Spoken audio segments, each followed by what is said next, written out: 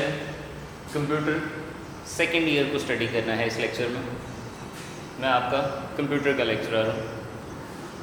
इससे पहले आप लोगों ने पार्ट 1 में कंप्यूटर को स्टडी किया, उसके कुछ बेसिक्स सीखी। हमने जो है वो चैप्टर 1 में कुछ बेसिक्स सीखी। उसके बाद नेटवर्क्स का चैप्टर था, इनपुट आउटपुट डिवाइसेस, यानी कि हमने पूरे के पूरे कंप्यूटर और उसके कंपोनेंट्स को डिटेल में डिस्कस किया था। अब हमारे पास सेकेंड ईयर में जो कंप्यूटर का कोर्स है वो उससे थोड़ा सा एडवांस्ड लेवल का कोर्स है।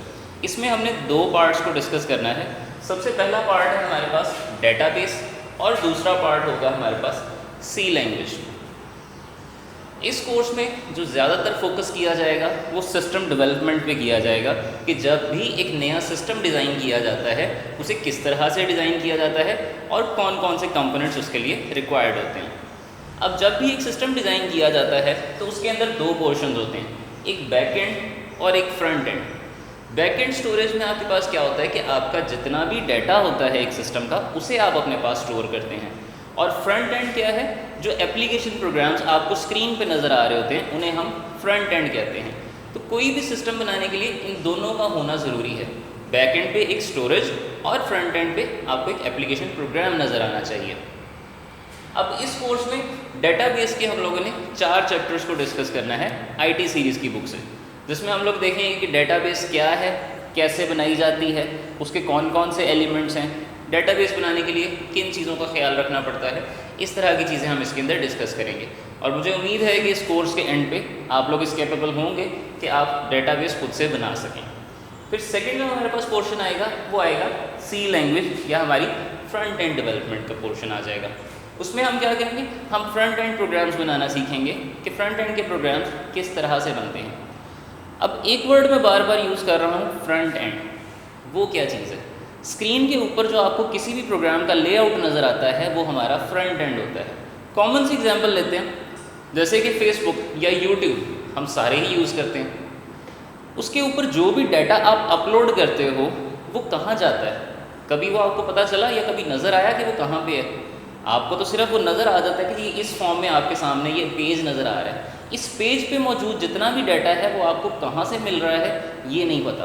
वो बेसिकली कहाँ से मिल रहा होता है? बैक एंड स्टोरेज से। एंड यूज़र का इस बैक एंड स्टोरेज से कोई कंसर्न नहीं होता। एंड यूज़र्स वो तमाम यूज़र्स होते हैं जो किसी भी एक सिस्टम को यूज़ करते हैं। तो मैं और आप, हम लोग एंड यूज़र्स हैं, तो हमारा सारा का सारा कंसर्न जो है वो फ्रंट एंड से होगा। अब थोड़ा सा कोर्स की बात कर लेते हैं कि अब हमने इस कोर्स में क्या पढ़ना है। इसके हमने इस कोर्स में सी लैंग्वेज को डिस्कस करना है। सी लैंग्वेज एक प्रोग्रामिंग लैंग्वेज है। अब प्रोग्रामिंग लैंग्वेजेस क्या होती हैं? इंसान जब आपस में कम्युनिकेट करते हैं, एक दूसरे से बात करते हैं, तो वो कोई ना कोई लैंग्वेज इस्तेमाल करते हैं। कुछ सेट ऑफ रूल्स होते हैं जिनके अकॉर्डिंगली वो कम्युनिकेट करते हैं। अब उस लैंग्वेज या उन सेट ऑफ रूल्स के साथ आप कंप्यूटर के साथ कम्युनिकेट नहीं कर सकते। कंप्यूटर के साथ कम्युनिकेट करने के लिए आपको कुछ डिफरेंट तरह के सेट ऑफ रूल्स चाहिए होते हैं जिन्हें हम प्रोग्रामिंग लैंग्वेज कहते हैं। उन्हीं प्रोग्रामिंग लैंग्वेजेस में से एक को हमने इस कोर्स में डिस्कस करना है और वो है सी लैंग्वेज। बुक में से जो हम इसके चैप्टर्स डिस्कस करेंगे वो होंगे चैप्टर 8 से लेके चैप्टर 12 तक। बिल्कुल हम इसकी बेसिक से इसको स्टार्ट करेंगे और इसी तरह चलते चलते लूप्स पे जाके हम इसे एंड कर देंगे। अब थोड़ा सा डिस्कस कर लेते हैं इसका पेपर पैटर्न कि इसका पेपर किस तरह से आएगा। फर्स्ट ईयर का जो पेपर था वो थोड़ा सा सिंपल था। आपके पास एक स्पेसिफिक कंटेंट था, उसी में से सारा पेपर आना था, जबकि यहाँ पे 2 डिफरेंट पार्ट्स में डिवाइड हो जाएगा। अब उन्हें डिस्कस कर लेते हैं। हमारे पास जो हमारा टोटल मार्क्स होंगे वो होंगे 75, यानी कि 75 नंबर का हमारा जो है वो टोटल पेपर होगा, जिसमें से उसकी डिवीजन कुछ इस तरह से होगी कि 15 मार्क्स का आपका ऑब्जेक्टिव होगा जिसमें 15 नंबर के MCQs होंगे और इसी तरह 60 मार्क्स का आपका सब्जेक्टिव होगा। पहले ऑब्जेक्टिव को डिस्कस करते हैं। ऑब्जेक्टिव में MCQs के 2 पार्ट्स बने हुए होंगे।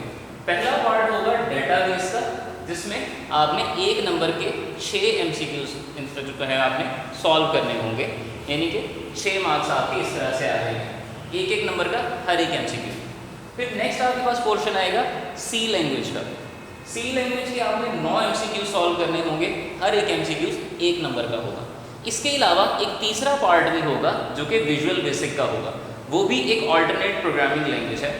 सेकेंड ईयर में आपके पास ऑप्शन होती है कि या तो आप सी लैंग्वेज को स्टडी कर लें या वीबी या विजुअल बेसिक को स्टडी कर लें।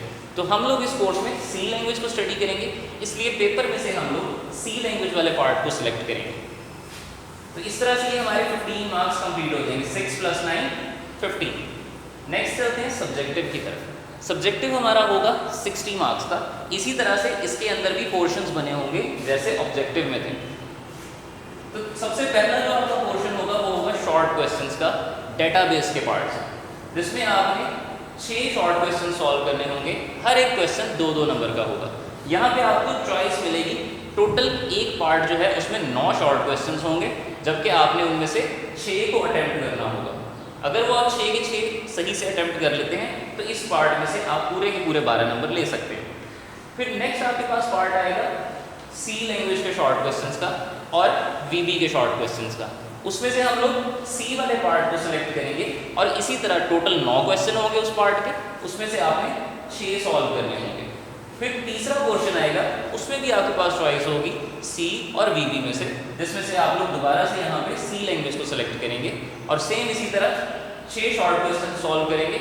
हर शॉर्ट क्वेश्चन 2-2 नंबर का होगा। तो इस तरह से टोटल हमारे पास 36 मार्क्स आ जाएंगे शॉर्ट क्वेश्चन के। फिर नेक्स्ट हमारे पास लॉन्ग क्वेश्चन आ जाएंगे। लॉन्ग क्वेश्चन में पहला पार्ट होगा डेटाबेस का, जिसमें आपको 2 लॉन्ग क्वेश्चन दिए जाएंगे। उसमें से आपने एक को अटेम्प्ट करना है और वो 8 नंबरों का होगा या 8 मार्क्स का होगा। फिर नेक्स्ट आपके पास जो पोर्शन आएगा, दोबारा से चॉइस होगी वीबी और सी लैंग्वेज में। आप यहाँ से फिर से सी लैंग्वेज को चूज करेंगे। अब यहाँ पे टोटल 3 लॉन्ग क्वेश्चन होंगे। उन 3 में से आप लोग 2 लॉन्ग क्वेश्चन को सॉल्व करेंगे। हर लॉन्ग क्वेश्चन 8 नंबर का होगा। तो इस तरह से आपके पास 16 मार्क्स ये भी हो जाएंगे। तो टोटल जो आपके पास लॉन्ग क्वेश्चन के मार्क्स हैं वो हो जाएंगे 24। तो आप इनको अगर हम टोटल करते हैं कि 15 मार्क्स के हमारे पास MCQs और 36 और 24, 15 + 36 + 24, तो इस तरह से हर स्टूडेंट 75 मार्क्स पूरे के पूरे ले सकता है। और ये कोई ऐसा सब्जेक्ट नहीं है जैसे इंग्लिश या उर्दू होते हैं कि उसमें से आपके मार्क्स डिडक्ट होते हैं। इस सब्जेक्ट में आप पूरे के पूरे 75 मार्क्स भी ले सकते हैं और ये कोई इतना मुश्किल नहीं है। आई होप कि आप लोगों को पेपर पैटर्न की भी समझ आ गई होगी और ये भी पता चल गया होगा कि इस कोर्स में हमने ये 2 पार्ट्स को डिस्कस करना है।